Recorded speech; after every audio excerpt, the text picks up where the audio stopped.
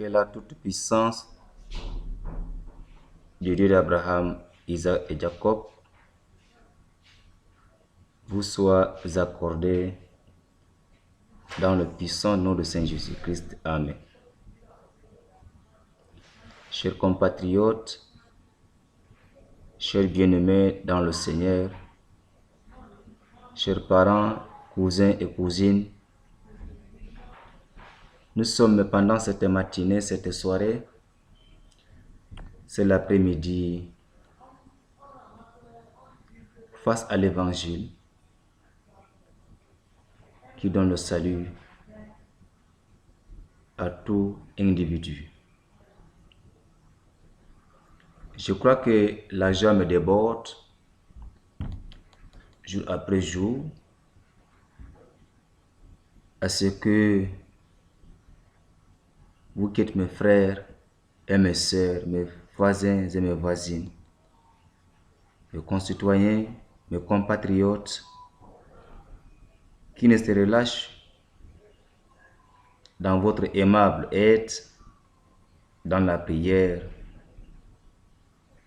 pour cette chaîne dénommée la voix de l'Évangile puisse avoir une ampleur escomptée, merveilleuse. Moi qui suis votre compatriote, qui suis votre frère, votre serviteur quotidien qui ne se relâche dans les vertus du Saint-Esprit par la grâce de Dieu, à nous partager toujours le message du salut. C'est la raison pour laquelle, pendant cette matinée, c'est l'après-midi, je vous demande avec une indulgence à ce que vous prêtiez l'oreille à l'évangile du salut. Cette chaîne qui est soutenue par beaucoup de hommes, à distance comme proche, je demande au Dieu Tout-Puissant vous bénisse richement. Pendant cette période et ce climat, là où tu te trouves, à la cuisine, au bureau, en plein voyage, sur ton lit au salon,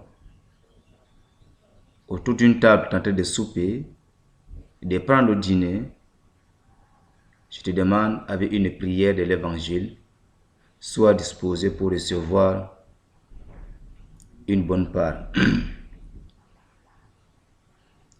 Pour cette matinée, pour cette soirée, pour cette nuit, pour cet après-midi, nous allons toujours continuer à méditer, à amplifier le thème que j'avais déjà eu à lancer déjà une fois, la persévérance dans la prière, partie 2. La persévérance dans la prière, partie 2. Alors, dans la première chaîne, nous avions écouté que l'histoire d'une veuve avec un juge unique qui ne craignait personne, qui ne craignait pas aussi Dieu. Et cette femme, elle est veuve, elle venait souvent l'importuner. Et vers la fin, le roi finit par résoudre le problème de la femme. C'était dans Luc chapitre 18 à partir du verset 1 jusqu'à 8e ou 10e verset. Donc, cette parabole, c'était Jésus-Christ qui parlait à ses disciples. Il faut toujours persévérer et ne pas se relâcher dans la prière. Mais pour la suite de cet enseignement de la prière, puisque le Seigneur Dieu, par ma voix, par ses messages, a ému compassion de tout homme lorsqu'il se laisse dans la prière, après quoi il se relâche. C'est pourquoi Dieu me dispose pendant cette matinée, pendant ce temps favorable, pour davantage t'expliquer la nécessité de la prière lorsqu'on persévère. Bien. Vous êtes nombreux et nombreuses devant cette parole, ces messages. Nous allons avoir quelques tests de base. Les hommes qui ont mené une vie de la prière jusqu'à être exaucés. Alors, le premier test de base, dans le livre de Genèse chapitre 32, à partir du verset 24 jusqu'à 30, et encore Genèse chapitre 35, de verset 1 à 4, et dans Marc chapitre 10, du verset 46 à 53, s'il plaît à Dieu, nous allons méditer ensemble et avoir une explication pour l'encouragement dans la persévérance et pour atteindre à recevoir ce que tu viens demander à Dieu. Beaucoup des hommes de Dieu, beaucoup des hommes, beaucoup de servants de l'Éternel, lorsqu'elles entreprennent une période de la prière, elles vont mener une vie de la prière, mais lorsqu'elles consentent, ils consentent, le retard dans l'exaucement de la prière, certains se fâchent, certains se découragent, certains parlent de n'importe quoi, des sottises à l'égard de leur Créateur de Dieu. Mais bien aimés dans le Seigneur, le thème est un thème primordial qui nous dit la persévérance dans la prière. Il y a beaucoup de hommes sur la terre, certains, ils ne mènent pas une vie de la prière, mais ils se voient déjà exaucés. Certains aussi, avant de commencer à prier déjà, ils voient que la chose ou ce qu'ils veulent demander est déjà accordé par le Créateur. Mais pour certaines personnes, tu peux mettre du temps devant Dieu, dans le jeûne, dans la prière, dans des mortifications, par-ci, par-là, mais à la longue, tu ne verras pas que ta prière a été exaucée. Ce n'est pas du hasard que je reviens encore pour la deuxième partie, nous présenter ce thème, la persévérance dans la prière. Eh bien, permettez-moi aussi de nous lire ce livre de Genèse chapitre 32 à partir du verset 24 jusqu'à 30. Je le cite. Jacob demeura seul, alors un homme lutta avec lui jusqu'au lever de l'aurore. Alléluia. Jacob, lorsqu'il a quitté de son oncle, qui serait aussi son beau-père, Laban, avec ses deux femmes, Léa et Rachel, Jacob a mené une vie de la prière. Il demeura seul. On dit Jacob demeura seul, alors un homme lutta avec lui jusqu'au lever de l'aurore. Ici, dans le sens physique, dans le sens social, c'est la lutte. Nous savons ce que c'est que la lutte. Il y a adversaire qui est là, ennemi qui est là, ami qui est là, deux adversaires. Chacun change de coup de poing, chacun change de langage, des injures. Mais la part de Jacob n'était pas la lutte comme nous entendons. Jacob demeura seul, mais il menait une lutte avec une personne. Mais la Bible nous fait comprendre que Jacob a lutté avec Dieu, soit avec l'ange. Le verset 24, voyant qu'il ne pouvait le vaincre, cet homme le frappa à l'emboîture de la hanche, et l'emboîture de la hanche de Jacob s'est démise pendant qu'il luttait avec lui. Quand Jacob menait cette lutte, et Jacob se sentit fatigué. Il a eu un déboîtement au niveau de sa hanche. Jacob se sentait déjà fatigué. Mais cette fatigue ne va pas occasionner, n'est-ce pas, le découragement ou la fâcherie dans la persévérance de la prière de Jacob. Plutôt, ça va l'encourager davantage et à implorer la faveur de Dieu.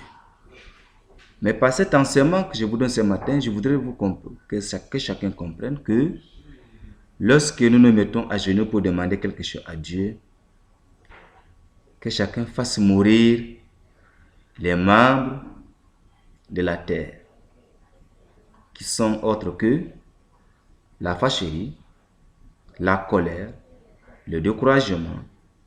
Lorsque nous entreprenons déjà une prière, il faut d'abord avoir la volonté. Après la volonté, il faut le courage. Après le courage, il faut maintenant la persévérance.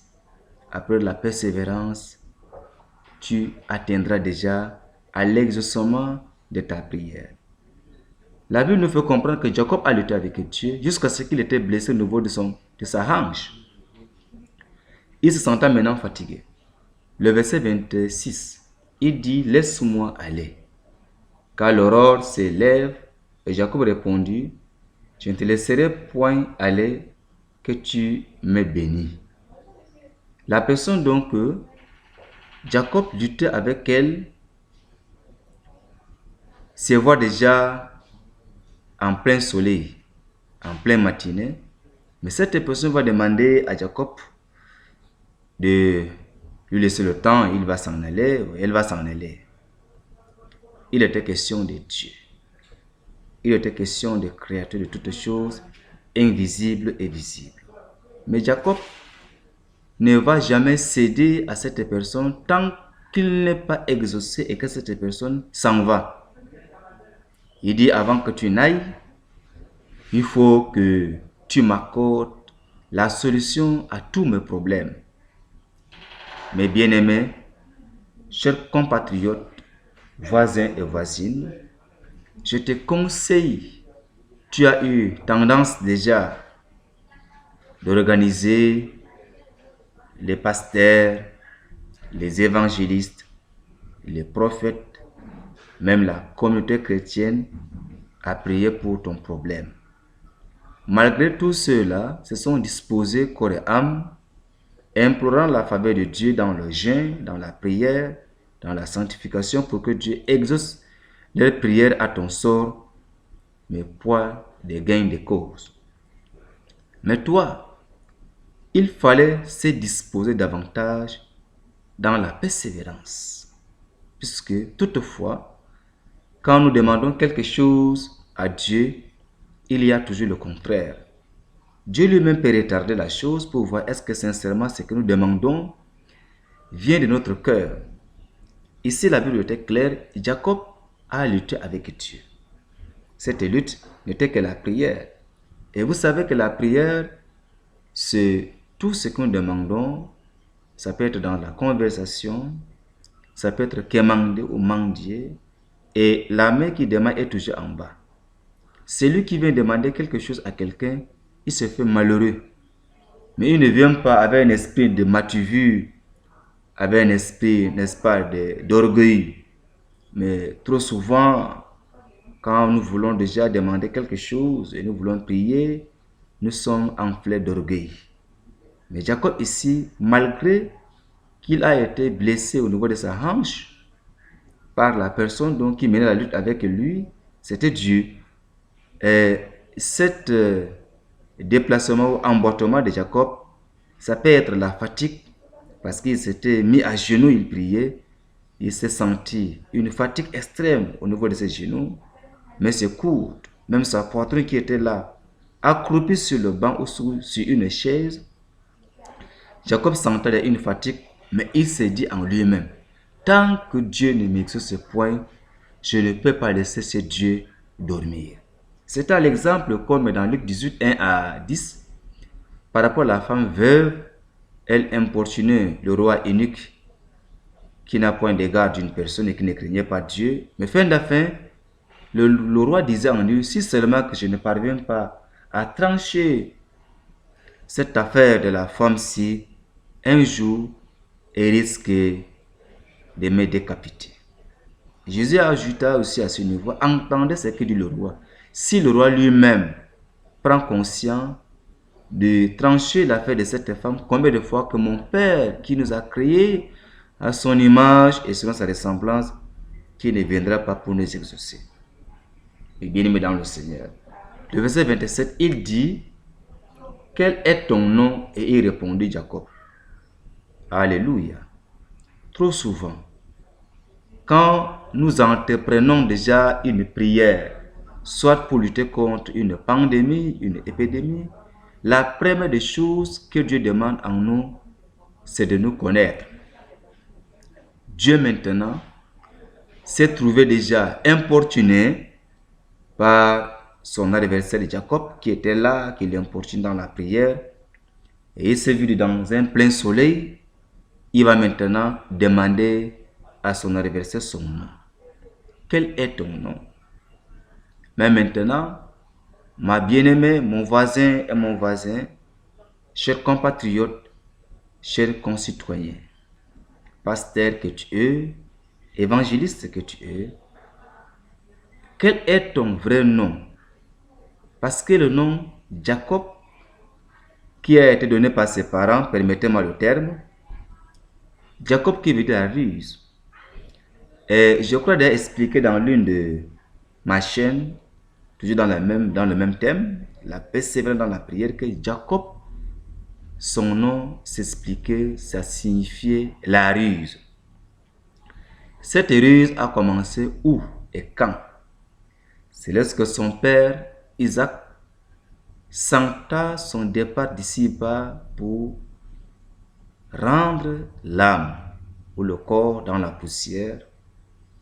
Il a vu tellement avancé en âge, il va demander à son enfant Ésaü, qu'il estimait trop, s'il pouvait aller chasser les animaux, préparer, n'est-ce pas, le mets, ou soit un plat rôti avec du vin de la vigne, et il va l'accorder toute la bénédiction de son père Abraham. Mais comme Rebecca, qui était leur maman, elle estimait aussi Jacob. Ils ont fait des montages pour pouvoir arracher cette grâce. Et bien avant ça, Jacob avait mené une ruse pour arracher le droit d'aînesse de son grand frère Ésaü. Voici c'est pourquoi donc son nom signifie la ruse. Mais Jacob, même lorsqu'il quittait son oncle Laban, qui est aussi d'une part son beau-père, au lieu qu'il attende d'abord son beau-père ou son oncle du côté maternel, d'attendre d'abord quelques instants, de revenir avant de quitter avec sa famille, il a attendu lorsque son oncle du côté maternel, ou soit son beau-père, de s'en aller dans les pâturages, et il a quitté après lui. C'était la ruse. Donc, le retard de l'exaucement de la prière de Jacob, il n'a pas donné son vrai nom, il n'a pas donné sa vraie personne. Si bien que tu as pris ton temps devant Dieu, tu as prié pendant des heures, pendant des mois, pendant des périodes, tu t'es retrouvé sincèrement épuisé, même pour ton emploi, même pour ton intégration, même pour la maladie qui te ronge, même pour les difficultés dans ton lieu de service, même dans ta famille, il n'y a pas la paix, tu as prié, tu as parlé, tu as sauté, tu as crié, tu as chanté, tu as multiplié le jeûne, et jusqu'à là, ta prière n'est pas exaucée. Dieu te pose une seule question: quel est ton nom? Jacob peut être le mensonge. Jacob peut être la convoitise des yeux et de la chair. Jacob peut être le vol. Jacob peut être des fornications. Jacob peut être pour toi des avortements. Jacob peut être pour toi de l'infidélité. Mais avant que tu puisses prononcer des mots à Dieu pour que Dieu t'exauce, il fallait toujours, mes chers compatriotes, lui présenter ton vrai nom. Quel est ton nom? Il lui dit, quel est ton nom? Il répondit, Jacob. Il dit encore, ton nom ne sera plus Jacob, mais tu seras appelé Israël, car tu as lutté avec Dieu et avec des hommes et tu as été vainqueur. Pourquoi il dit, tu as lutté avec les hommes, tu as été vainqueur? Si lorsque nous voulons lire ce chapitre 32 de Genèse, nous commençons vers le haut, Jacob a mené une lutte avec des hommes et Dieu a été toujours avec lui. Mais pour que Dieu puisse tisser cette alliance comme à Isaac, et à Abraham, il faut que Jacob enlève cette ruse en lui. Quand Jacob a dit sa vraie personne, quand Jacob a montré sa faiblesse, quand Jacob a montré son problème, quand Jacob a montré sa conduite sale, quand Jacob a montré son comportement sale devant Dieu, automatiquement, regardez le temps mis. Jacob a commencé à quelle heure? J'en sais. Il a commencé autour de quelle heure? Mais il a prié jusqu'à ce que la Bible nous fait comprendre que il a eu un déboîtement au niveau de sa hanche, une fatigue extrême. Mais jusqu'à là, Dieu s'en allait déjà. Il n'avait pas eu le exaucement de sa prière. Mais c'est quand Dieu a vu que Jacob persévérait dans la prière. Dans la prière, lorsque nous voulons prier, demander quelque chose à Dieu, mon bien-aimé, il te faut la persévérance. Et quand Jacob a persévéré, aussitôt, Dieu a vu maintenant sa persévérance, son endurance, son courage, sa bonne volonté devant lui. Dans la prière, Dieu va maintenant poser une seule question à Jacob, son nom, à la loi, au témoignage. Maintenant, c'est ce que je voudrais te faire comprendre, que longtemps que tu as prié, tu as persévéré, mais il te manque encore quelque chose à parler à Dieu. Si Dieu peut avoir un retard dans l'exaucement de la prière, c'est pour te dire que mon cher compatriote, il faut que tu dises ta vraie personne. C'est pourquoi je crois écouter sur les ondes, dans les médias, de part et d'autre, que les hommes demandaient la prière au pasteur par coup de téléphone. Ils disent que non, tel pasteur, tel prophète a prié pour mon problème, jusqu'à là, il n'y a pas une solution. Mais oui, quel est ton nom? Tu peux avoir des perruques sur ta tête. Tu peux avoir des verres sur ta tête. Tu peux avoir des rouges à lèvres. Tu peux avoir, n'est-ce pas, des crayons beauté. Tu peux avoir des greffages des ongles. Mais Dieu ne peut pas traverser ces comportements pour écouter la prière des prophètes. Le prophète, il fait la part de l'homme, mais Dieu aussi fait sa part de Dieu. C'est ce que nous ne voulons pas comprendre cela, mais pendant cette parole que par le vertu du Saint-Esprit, moi qui suis ton serviteur par cette chaîne, Dieu m'a suscité pour t'aider à comprendre la difficulté de l'évangile. C'est la raison pour laquelle Jacob a déjà présenté son offrande dans la prière. Mais cette offrande n'a pas été agréée parce que Jacob a une vie cachée. Dès que Jacob a dénoncé cette vie cachée, aussitôt Jacob recevra l'exaucement, la bénédiction de sa prière. Or, il avait mis du temps. Alors, dans Genèse chapitre 35, à partir du verset 1, je cite: pour ceux donc qui demandent la prière, et ils disent que non, Dieu n'a pas exaucé ma prière. Pourquoi? Écoutons le pourquoi. C'est bien que tu as persévéré. Dieu dit à Jacob: lève-toi, monte à Bethel et demeure-y. Là, tu dresseras un autel au Dieu qui t'apparut lorsque tu fuyais Ésau ton frère. Jacob dit à sa maison et à tous ceux qui étaient avec lui: ôtez les dieux étrangers qui sont au milieu de vous, purifiez-vous et chargez-vous de vêtements. Nous nous lèverons et nous monterons à Bethel. Là, je dresserai un autel au Dieu qui m'a exaucé dans le jour de ma détresse et qui a été avec moi pendant le voyage que j'ai fait. Il donnait à Jacob tous les dieux étrangers qui étaient entre leurs mains et les anneaux qui étaient à leurs oreilles. Jacob les enfut sous le térébinthe qui est près de Sichem. Alléluia. Jacob a désiré parler à Dieu, le Dieu va demander à Jacob avant qu'il exauce, parce que déjà ici à ce niveau, son nom a été déjà changé. C'est-à-dire que Jacob a déjà connu la conversion spirituelle.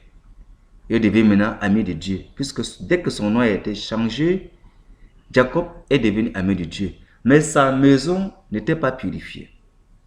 Comme la prière qu'il devrait adresser, ça regardait son ménage, son foyer, il a fallu que Jacob dise à sa maison d'enlever tous les dieux étrangers.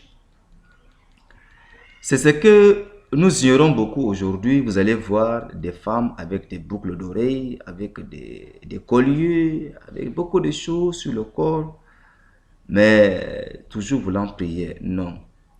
Celui qui t'exauce n'est pas le Dieu d'Abraham, Isaac et Jacob. Parce que toute écriture est inspirée pour enseigner, pour corriger. C'est pourquoi le verset 1 de Genèse chapitre 35 qui dit, Dieu dit à Jacob, maintenant toi, Dieu te dit, lève-toi, monte à l'autel, à Bethel. Lève-toi maintenant ma fille, Rebecca. Lève-toi mon frère Jean. Lève-toi mon frère Ngar.